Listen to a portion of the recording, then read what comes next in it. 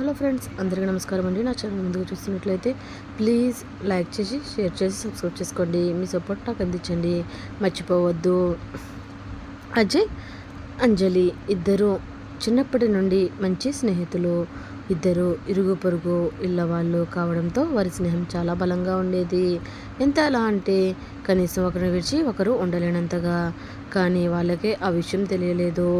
ఎందుకంటే ఎప్పుడు చూడు వాళ్ళు కొట్టుకుంటూ తిట్టుకుంటూ సరదాగా ఉంటారు. వాళ్ళ పెద్దవాళ్ళు కూడా ఎప్పుడు వాళ్ళకు హద్దులు పెట్టలేదు. వాళ్ళు అల్లరిని బాగా ఆనందించేవారు. ఆడపిల్లకు సహజ సిద్ధమైన అందాలు అంజలిలో ప్రారంభమైన దగ్గరుండి అంజలి వాళ్ళ నాయనమ్మ మాత్రం అజయ్తో ఎక్కువ చనువుగా ఉండడాన్ని మాత్రం వ్యతిరేకించేది. అయినా కూడా ఆవిడ ధోరణిని ఎవరూ పట్టించుకునేవారు కాదు. అంజలి, అజయ్లు ఎంబీబీఎస్లో ఒకే కాలేజీలో జాయిన్ అయ్యారు. కాలేజీలో కొత్త పరిచయాలు, కొత్త స్నేహాలు ఇద్దరికి మధ్య కొంత దూరం పెంచాయి. అజయ్ చాలా తేలికగా తీసుకున్నాడు ఈ విషయాన్ని. కానీ అంజలి మాత్రం తమ మధ్య వచ్చిన ఈ కొద్దిపాటి దూరాన్ని తేలికగా తీసుకోలేకపోయింది. అజయ్ వేరే అమ్మాయిలతో మాట్లాడినా, క్లోజ్గా ఉన్నా చాలా ఏర్చపడేది. ఎప్పుడు లేనిది ఎందుకు ఇలా జరుగుతుందో తనకు తెలియలేదు. అంజలికు తెలియాలి. గుబులు తన మనసులో కుదిపేస్తుంది.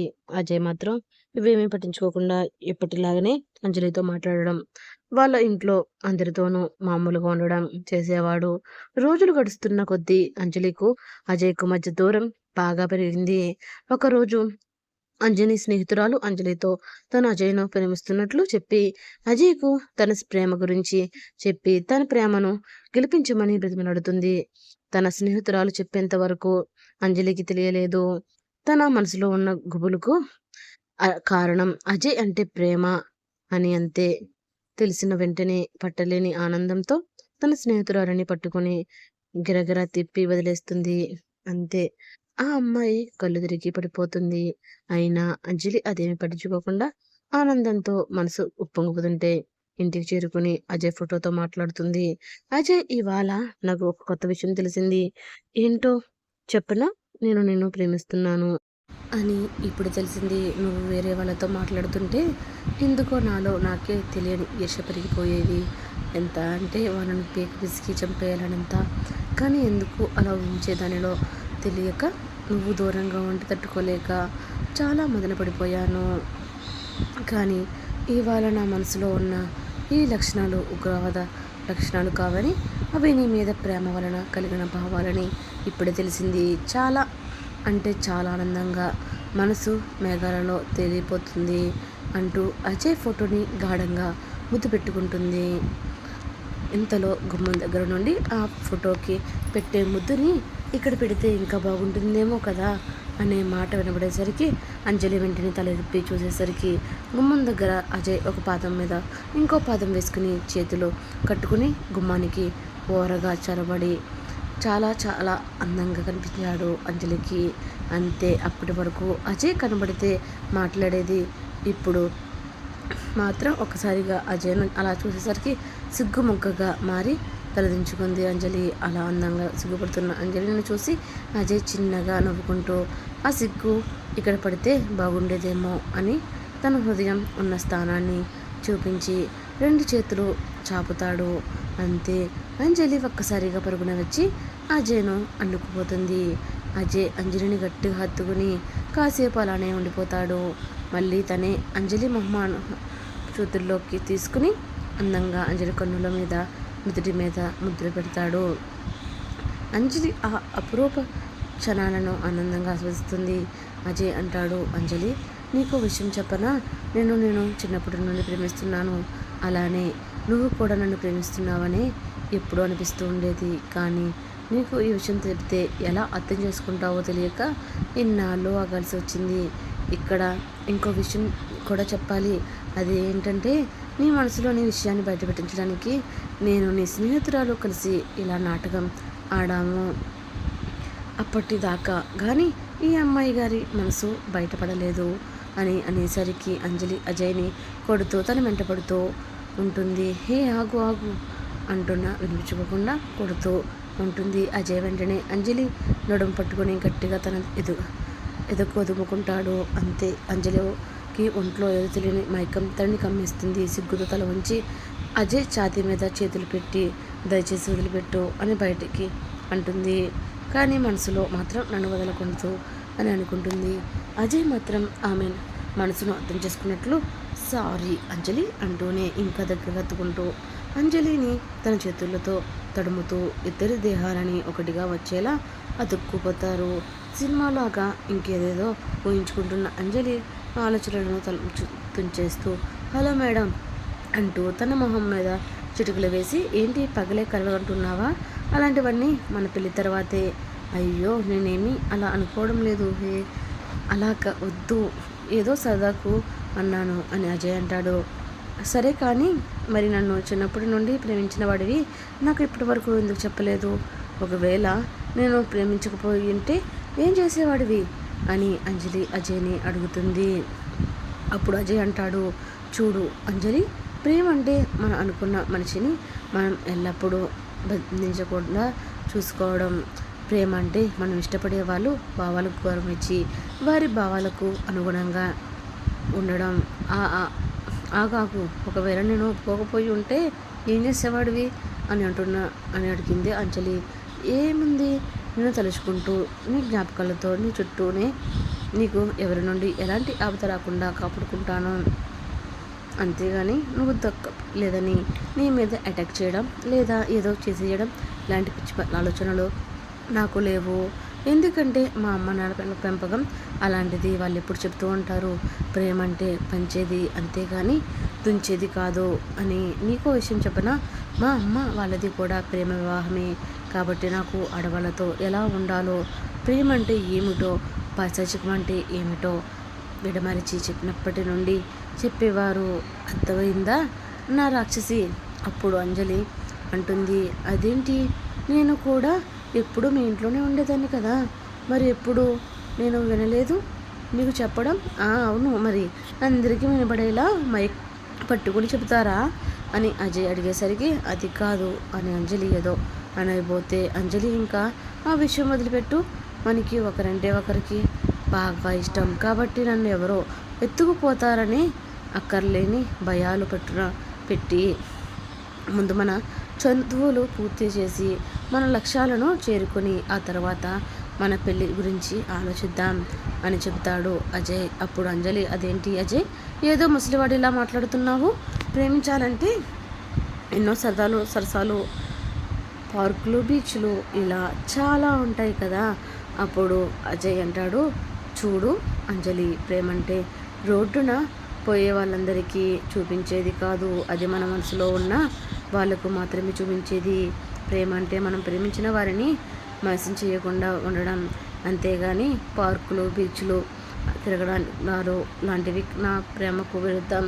అర్థమైందా నా తింగరి పుచ్చి అని అంజలి చెవి మెలిపి తిప్పి అడుగుతాడు.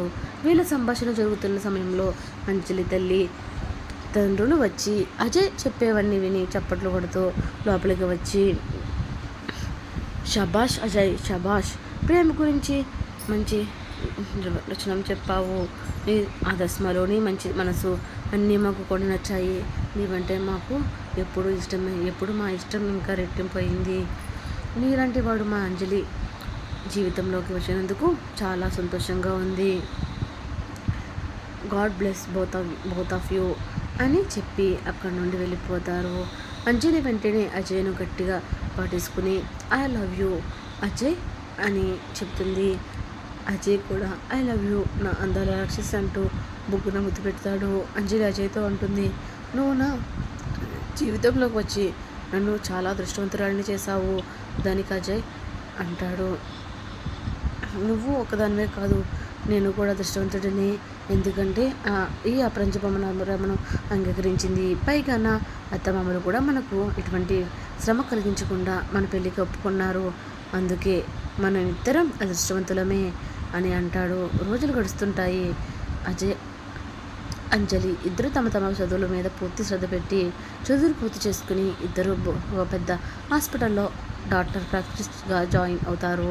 వాళ్ళ ప్రేమ కూడా రోజు రోజుకు పెరుగుతూ ఉంటుంది. వాళ్ళ ఇద్దరి మధ్య మానసిక బంధం ఎంతగానో బలపడుతుంది. వాళ్ళ ట్రైనింగ్ పూర్తి అవ్వగానే ఇద్దరు డాక్టర్స్గా ఉద్యోగాలు సాధిస్తారు. అప్పుడు అంజలి అంటుంది, అయ్యా అభినవ శ్రీరాముడా, ఇకనైనా మన పెళ్ళికి పచ్చజెండా ఊపుతావా, లేక ఇంకా మనకి ఒక 40 సంవత్సరాలు వచ్చాక చేసుకుందామా అని. అప్పుడు అజయ్ అంజలిని గట్టిగా కౌగిలించుకొని అంజలి పదవులను గాఢంగా ముద్దు పెట్టుకుంటాడు. ఈ హఠాత్ పరిణామానికి అంజలి కళ్ళు అప్పగించి చూస్తూ ఉండిపోయింది. అంజలిని వదిలిన అజయ్, ఇప్పుడు చెప్పండి అంజలి గారు, నేను రాముడినా కృష్ణుడినా, ఇంకా కొన్ని రాసలీలను ప్రదర్శించమంటారా అంటూ కొంటిగా అడుగుతాడు. అప్పటికి కానీ తేరుకొని అంజలి సిగ్గుపడుతూ చాలే అంటూ అందంగా సిగ్గుపడుతూ వెళ్ళిపోతుంది.